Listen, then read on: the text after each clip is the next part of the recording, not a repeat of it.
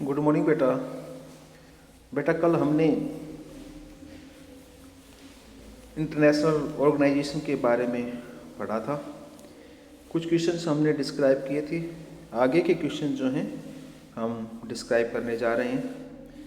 एक बेटा आपकी प्रैक्टिकल की जो डेट है वो डिसाइड हो चुकी हैं। तो सबसे पहले ये जो प्रैक्टिकल की डेट है वो आपको बता देता हूँ।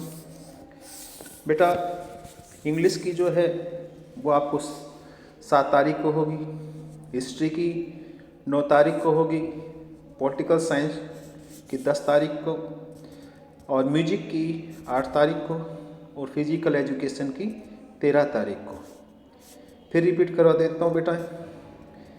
इंग्लिश की आपकी 7 तारीख की जो ASL होती है और म्यूजिक की 8 तारीख को, हिस्ट्री की 9 तारीख को, पॉलिटिकल की 10 तारीख को और फिजिकल एजुकेशन की 10 तारीख को प्रैक्टिकल होनी है। तो अपने प्रैक्टिकल वगैरह लेके अपनी जो बसेज हैं, जो टाइम आपको दिया गया है उसके अकॉर्डिंग आएंगी। तो आपने नोट कर लिया होगा, वैसे मैं फ़ोन के द्वारा भी आपको बता दूंगा। तो बेटा कल हमने इंटरनेशनल ऑर्गेनाइजेशन के बारे में पढ़ा था। आज नेक्स्ट उसी के क्वेश्चंस जो हैं वो आगे हम डिस्क्राइब करने जा रहे हैं। तो फर्स्ट क्वेश्चन आपका है कि शीत युद्ध के बाद आए ऐसे किन्हीं 6 बदलावों का उल्लेख कीजिए जिनके कारण संयुक्त राष्ट्र संघ की कार्यशैली को बेहतर बनाने के लिए सुधार लाना आवश्यक हो गया। शीत युद्ध का अंत, सोवियत संघ के पतन के साथ ही शीत युद्ध का जो है समाप्ति हो गई थी और एकमात्र जो महाशक्ति बची वो US से बची थी। तो शीत युद्ध के बाद आए जो बदलावों के कारण संयुक्त राष्ट्र संघ की कार्यशैली में जो बदलाव आए वो इस प्रकार हैं कि 1991 में सोवियत संघ का जब पतन हो गया तो संसार में अर्थात विश्व में एकमात्र जो शक्ति बची वो थी USA।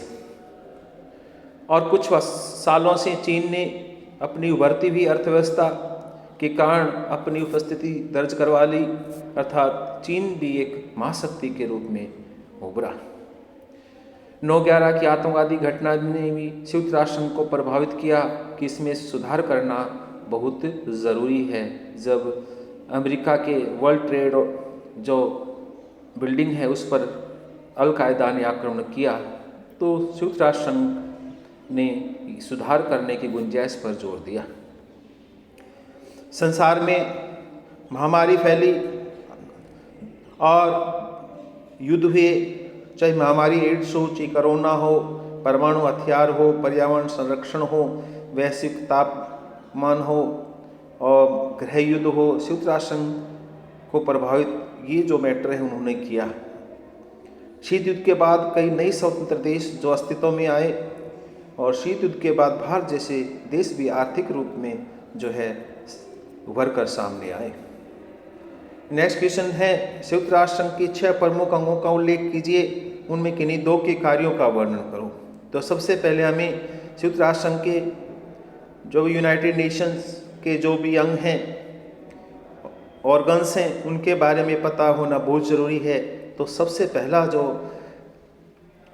अंग है वो है आपका 6 अंग में से एक पहले महासभा। सबसे मेन जो अंग माना जाता है महासभा, दूसरा सुरक्षा परिषद, तीसरा आर्थिक तथा सामाजिक परिषद, 4 है ट्रस्टीशिप काउंसिल और 5th है अंतर्राष्ट्रीय न्यायालय और 6ठा है सचिवालय। तो बेटा कई बार पूछा जाता है कि संयुक्त राष्ट्र संघ के 6 प्रमुख अंग कौन कौन से हैं। कई बार पूछा जाता है कि इनमें से कौन सा प्रमुख अंग नहीं है। तो महासभा सबसे मेन जो महासभा है, तो महासभा के कार्य निम्नलिखित हैं: निर्वाचित कार्य, विचारशील कार्य, अन्य अंगों पर नियंत्रण, अंतर्राष्ट्रीय सहयोग, बजट, संशोधन कार्य, सुरक्षा परिषद के कार्य। इसके बाद नेक्स्ट क्वेश्चन जो है संयुक्त राष्ट्र सुरक्षा परिषद की संरचना का वर्णन कीजिए। स्थायी तथा अस्थायी सदस्यों को दिए जाने वाले विशेषाधिकार में अंतर स्पष्ट कीजिए। तो देखिए, संयुक्त राष्ट्र संघ की कार्यपालिका सुरक्षा परिषद में आप देखते हैं संयुक्त राष्ट्र संघ की कार्यपालिका के समान है। चार्ट के अनुसार अंतर्राष्ट्रीय शांति तथा सुरक्षा बनाने की जिम्मेदारी है वो सुरक्षा परिषद की है। और सुरक्षा परिषद के 5 स्थायी सदस्य होते हैं और 10 अस्थायी सदस्य होते हैं। 10 अस्थायी जो सदस्य होते हैं उसको 2 साल के बाद उसमें चेंजमेंट हो जाता है। तो बेटा आज हम इतना ही करेंगे, इसके आगे जो भी टॉपिक है वो आपको बताते रहेंगे। Thank you.